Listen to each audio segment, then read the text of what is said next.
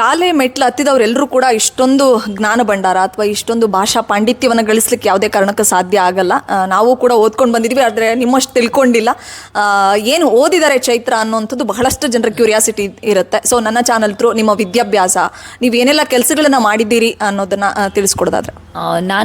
ನಾನು ಓದಿದ್ದು high school primary ಎಲ್ಲ ಕುಂದಾಪುರದಲ್ಲಿ ಮುಗಿಸಿದ್ದು. PUC ತೆಕ್ಕಟ್ಟೆನಲ್ಲಿ ಮುಗಿಸ್ತೀನಿ. ಬ್ರಹ್ಮಾವರದಲ್ಲಿ ಡಾಕ್ಟರ್ ಎ.ಬಾಳಿಗ ಇನ್ಸ್ಟಿಟ್ಯೂಟ್ನಲ್ಲಿ BA ಇನ್ ಜರ್ನಲಿಸಮ್, ಸೈಕಾಲಜಿ ಮತ್ತು ರೂರಲ್ ಡೆವಲಪ್ಮೆಂಟ್ ಅನ್ನೋ ಒಂದು ವಿಭಿನ್ನವಾಗಿರೋ ಕೋರ್ಸ್ ತೊಗೊಳ್ತೀನಿ. ಜರ್ನಲಿಸಮ್ನಲ್ಲೇ ಮುಂದುವರಿಬೇಕು ಅಂತಿರುತ್ತೆ. ಸೈಕಾಲಜಿ ಮತ್ತು ರೂರಲ್ ಡೆವಲಪ್ಮೆಂಟ್ ಕೂಡ ಓದಿದ್ದೆ. BA ಅಲ್ಲಿ ಮುಗಿಸಿದ ನಂತರ ಮ್ಯಾಂಗ್ಳೂರ್ ಯೂನಿವರ್ಸಿಟಿ ಕ್ಯಾಂಪಸ್ ಕೊಣಾಜಿನಲ್ಲಿ masters in communication and journalism ಮಾಡ್ತೀನಿ. ಸೊ MCJ ಮುಗಿಸಿದ ಮೇಲೆ ಮುಗಿಸೋ ಟೈಮಲ್ಲೇ ನಾನೊಂದಷ್ಟು ಚಾನೆಲ್ಗಳಲ್ಲಿ ಸಣ್ಣ ಪೇಪರ್ಗಳಲ್ಲಿ ಕೆಲಸ ಮಾಡಿದ್ದೆ. ಅದ್ರ ಜೊತೆಗೆ ಇಲ್ಲಿ ಸಮಯದ ನ್ಯೂಸ್ 24x7ನಲ್ಲಿ ಇಂಟರ್ನ್ಶಿಪ್ ಮುಗಿಸ್ತೀನಿ. ಉದಯವಾಣಿನಲ್ಲಿ ಯಂಗೆಸ್ಟ್ ಸಬ್ ಎಡಿಟರ್ ಆಗಿ ಜಾಯ್ನ್ ಆಗ್ತೀನಿ. ಆಗಿನ ಉದಯವಾಣಿನಲ್ಲಿ ಸುದಿನ ಅನ್ನೋ ಒಂದು ಹೊಸ ಅಡಿಷ್ನಲ್ ಪೇಪರ್ ಬರ್ತಿತ್ತು, ಅದಕ್ಕೆ ನಾನು ಸಬ್ ಎಡಿಟರ್ ಆಗಿ ಹೋಗ್ತೀನಿ. ಉದಯವಾಣಿ ಆದಮೇಲೆ ಮುಕ್ತ ಅಂತ ಒಂದು ಚಾನೆಲ್ನಲ್ಲಿ ಆ ಚಾನೆಲ್ನ ಬಿಲ್ಡ್ ಮಾಡುವ ಹಂತದಲ್ಲೇ ಜೊತೆಗೆ ಸೇರ್ಕೊಳ್ತೀನಿ. ಅದನ್ನು ಬಿಟ್ಟು ನಂತರ ಸ್ಪಂದನ ಅನ್ನೋ ಚಾನೆಲ್ನಲ್ಲಿ ನ್ಯೂಸ್ ಡೆಸ್ಕ್ ಹೆಡ್ ಆಗಿ, ನ್ಯೂಸ್ ಆ್ಯಂಕರ್ ಆಗಿ ಕೆಲಸ ಮಾಡ್ತೀನಿ. ಒಂದಷ್ಟು ಕೆಲಸಗಳನ್ನು ಮಾಡಿದ್ಮೇಲೆ ಆ ನ್ಯೂಸ್ ಆ್ಯಂಕರ್ ಆಗಿ ಇರಬೇಕಾದ್ರೇ ಅದೇ ಒಂದಷ್ಟು ಭಿನ್ನಾಭಿಪ್ರಾಯಗಳು ಬರುತ್ತೆ. ಹಾಗಾಗಿ ಅಲ್ಲಿ ಕೆಲಸ ಬಿಡ್ತೀನಿ, ಮತ್ತು ಹೋರಾಟದ ಹಾದಿಗೆ ಹಿಡಿತೀನಿ. ಪತ್ರಕರ್ತೆ ಆಗಿರಬೇಕು ಅನ್ನೋದು ಬಹಳ ದೊಡ್ಡ ಕನಸಾಗಿತ್ತು. ಆ ಕನಸಿನ ವಿಚಾರದಲ್ಲಿ ನನಗೆ ತೃಪ್ತಿ ಇದೆ, ನಾನೇನು ಮಾಡಿದ್ದೀನಿ ಅನ್ನೋದ್ರಲ್ಲಿ ತೃಪ್ತಿ ಇದೆ. ಮತ್ತು ನಾನು ಡಿಗ್ರಿ ಸರ್ಟಿಫಿಕೇಟ್ಗಳನ್ನು ನಂಬ್ತೀನಿ. ಯಾಕೆಂದರೆ ಸರ್ಟಿಫಿಕೇಟ್ಸ್ ಬೇಕು, ನಿಮಗೆ ಕಾಲೇಜ್ ಶಿಕ್ಷಣ ಬೇಕು. ಯಾಕೆ ಅಂತ ಕೇಳಿದ್ರೆ ಅದು ನಿಮಗೆ ಬದುಕನ್ನು ನಿರ್ಧರಿಸೋದಕ್ಕೊಂದು ಧೈರ್ಯ ಕೊಡುತ್ತೆ, ಜನರ ಜೊತೆ ಬೆರೆಯೋದಕ್ಕೆ ಬರುತ್ತೆ. ನೀವು ಕಾಲೇಜ್ ಫ್ರೆಂಡ್ಸು, ಕಾಲೇಜ್ನಲ್ಲಿ ಬೆರೆಯೋ ರೀತಿ ಇದೆ ಅಲ್ವ, ಅದು ನಿಮಗೆಲ್ಲೋ ಒಂದು ಕಡೆ ಬೇರೆಯೇ ಶಕ್ತಿ ಕೊಡುತ್ತೆ ಅಂತ. ಅದರಿಂದ ಆಚೆಗೆ ಪುಸ್ತಕಗಳನ್ನು ಓದೋದು ನನ್ನ ಚಿಕ್ಕ ವಯಸ್ಸಿಂದ ನನಗಿದ್ದ ಅಭ್ಯಾಸ. ಕು ಗೋಪಾಲ ಭಟ್ ಅಂತ ಒಬ್ಬರು ಸಾಹಿತಿ ಇದ್ರು ಉಡುಪಿನಲ್ಲಿ, ಕೂಗು ಅಂತ ಈಗಲೂ ಇದ್ದಾರೆ, ಅವರಿಗೆ 89 ವರ್ಷ ಆಗಿರ್ಬೋದು. ನಾನು ಡಿಗ್ರಿ ಓದುವಾಗ ಅವರು ಉಡುಪಿನಲ್ಲಿ ಜೋಳಿಗೆ ತುಂಬ ಪುಸ್ತಕ ತುಂಬಿಸ್ಕೊಂಡು ಓದುವ ಮಕ್ಕಳಿಗೆ ಪುಸ್ತಕ ಹಂಚ್ತಾ ಇದ್ರು, ಉಚಿತವಾಗಿ ಪುಸ್ತಕ ಹಂಚ್ತಿದ್ರು. ಆಗ ತುಂಬ ಬಡತನ ಇದ್ದ ಕಾರಣಕ್ಕೆ ನನಗೆ ಪುಸ್ತಕ ತೊಗೊಳಕ್ಕಾಗ್ತಿರ್ಲಿಲ್ಲ. ಲೈಬ್ರರಿಗಳಿಗೆ ಹೋಗ್ತಿದ್ದೆ, ಅಲ್ಲಿ ತೊಗೊಂಡು ಪುಸ್ತಕಗಳನ್ನು ಓದ್ತಿದ್ದೆ. ಅವರೆಲ್ಲ ಕೊಡ್ತಿದ್ದರಿಂದ ಪುಸ್ತಕ ಓದೋ ಅಭ್ಯಾಸ ಜಾಸ್ತಿ ಆಯಿತು. ಓದುವಿಕೆಯ ಹುಚ್ಚು ಯಾರಿಗೆ ಹಿಡಿಯುತ್ತೆ ಅವ್ರಿಗೆ ಭಾಷಾ ಜ್ಞಾನ ಭಾಳ ಚೆನ್ನಾಗಿ ಬರುತ್ತೆ, ಪದಗಳ ಮೇಲೆ ಹಿಡಿತ ಚೆನ್ನಾಗಿ ಬರುತ್ತೆ. ಮತ್ತು ಓದೋದು ಗೊತ್ತಿರಬೇಕು. ನನಗೆ ಚಿಕ್ಕ ವಯಸ್ಸಿಂದಲೂ ಹೇಗೆ ಅಂದರೆ, ಏನಾದರೂ ಒಂದು ತಿಂಡಿ ನೀವು ಪೇಪರಲ್ಲಿ ಕಟ್ಕೊಂಡು ಬಂದರು, ಆ ತಿಂಡಿ ತಿಂದು ಆ ಪೇಪರ್ನ ಪೂರ್ತಿಯಾಗಿ ಓದೇ ನಾನು ಡಸ್ಟ್ಬಿನ್ಗೆ ಹಾಕಲ್ಲ. ಅಷ್ಟಂತೂ ಓದೋದಕ್ಕೆ ಎಲ್ಲೆಲ್ಲ ಅವಕಾಶ ಸಿಗುತ್ತೆ ಅವಾಗೆಲ್ಲ ಓದ್ತಿದ್ದೆ. ಓದುವಿಕೆ ನನಗೆ ಇವತ್ತಿನ ತನಕವೂ ನಾನಿವತ್ತು ಏನು ಗಳಿಸಿದ್ದೀನಿ ಅದೆಲ್ಲನೂ ಕೂಡ ಅಧ್ಯಯನದಿಂದ. ಯಾರಾದರೂ ಏನಾದರೂ ಒಂದು ಪದ ಮಾತಾಡಿದ್ರು ಕೂಡ ಅದು ನಂಗೆ ಗೊತ್ತಿಲ್ಲ ಅಂದರೆ ಇಮಿಡಿಯೇಟ್ಲಿ ನಾನು ಹುಡುಕ್ತೀನಿ, ಅದನ್ನು ಗೂಗಲ್ನಲ್ಲೋ ಇನ್ಯಾವುದ್ರಲ್ಲೂ ಹುಡುಕ್ತೀನಿ. ಅಧ್ಯಯನ ನನಗೆ ಭಾಳ ದೊಡ್ಡ ಶಕ್ತಿ. ಅದು ನನಗೆ ಒಂದು ಅಡಿಕ್ಷನ್. ಬೇರೆಯವ್ರಿಗೆಲ್ಲ ಬೇರೆ ಬೇರೆ ಅಡಿಕ್ಷನ್ಸ್ ಇರುತ್ತೆ, ನಂಗೆ ಓದೋದೊಂದು ದೊಡ್ಡ ಅಡಿಕ್ಷನ್ನು. ಹಾಗಾಗಿ ಇವತ್ತಿಲ್ಲಿ ತನಕ ಉಳ್ಕೊಂಡಿದ್ದೇನೆ.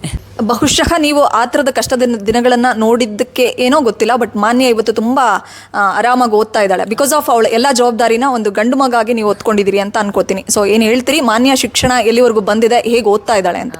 ತುಂಬ ಚೆನ್ನಾಗಿ ಓದ್ತಾ ಇದ್ದಾಳೆ. ಅದೇ ಸಮಾಜಕ್ಕೋಸ್ಕರ ಏನಾದರೂ ಕೆಲಸ ಮಾಡಿದಾಗ ಸಮಾಜ ನಮಗೊಂದಷ್ಟು ಕೊಡುತ್ತೆ ಅನ್ನೋ ನಿಟ್ಟಿನಲ್ಲಿ ಒಂದು ಒಳ್ಳೆ ಸಂಸ್ಥೆಗಳನ್ನು ಸೇರಿಸೋ ಅಂಥ ಭಾಗ್ಯ ನನಗೆ ಬಂದಿದೆ.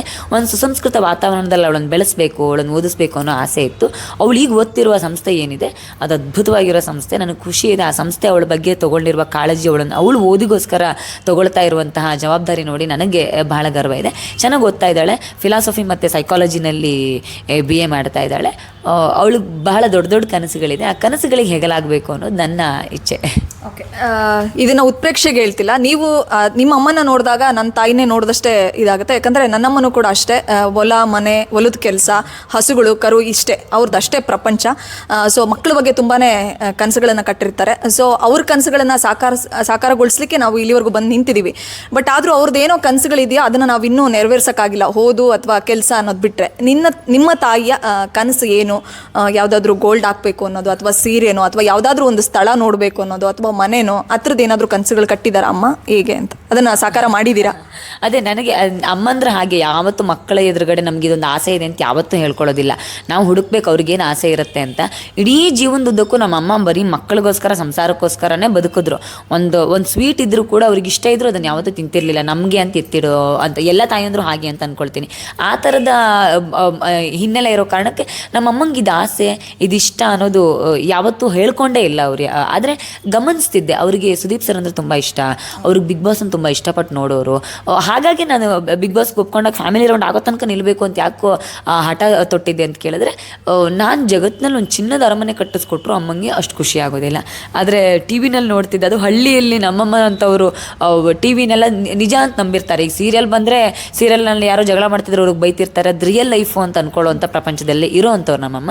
ಸೊ ಅಂಥ ಅಮ್ಮನನ್ನು ಕರ್ಕೊಂಡು ಬರಬೇಕು ಬಿಗ್ ಬಾಸ್ ಮನೆ ಒಳಗಡೆ, ಅವ್ರಿಗೆ ಅದೊಂದು ಅನುಭವ ಕೊಡಬೇಕು ಅಂತ ಭಾಳ ಆಸೆ ಇತ್ತು. ಅದು ಅವ್ರು ಯಾವತ್ತೂ ಇಷ್ಟಪಟ್ಟ ಆಸೆ ಖಂಡಿತ ಆಗಿರಲಿಲ್ಲ. ಆದರೆ ಆ ವಿಚಾರದಲ್ಲಿ ನಂಗೆ ತೃಪ್ತಿ ಇದೆ, ಖುಷಿ ಇದೆ ನನಗೆ. ಅದರಿಂದ ಆಚೆಗೆ ನಮ್ಮ ಅಮ್ಮನಿಗೆ ಅಂತ ಆಸೆ ಇರೋದು 3 ಜನ ಹೆಣ್ಮಕ್ಳನ್ನ ಚೆನ್ನಾಗಿ ಮದುವೆ ಮಾಡಿಕೊಟ್ಟು ಅವ್ರು ಚೆನ್ನಾಗಿ ಬದುಕೋದನ್ನು ನೋಡಬೇಕು ಅನ್ನೋದಷ್ಟೇ ನಮ್ಮ ಅಮ್ಮಂಗೆ ಆಸೆ ಇರೋದು. ಆ ನಿಟ್ಟಲ್ಲಿ ಅಮ್ಮನ ಜವಾಬ್ದಾರಿಗಳಿಗೆ ಕನಸುಗಳಿಗೆ ಹೆಗಲಾಗಬೇಕು ಅನ್ನೋದಷ್ಟೇ ನನ್ನ ಆಸೆ.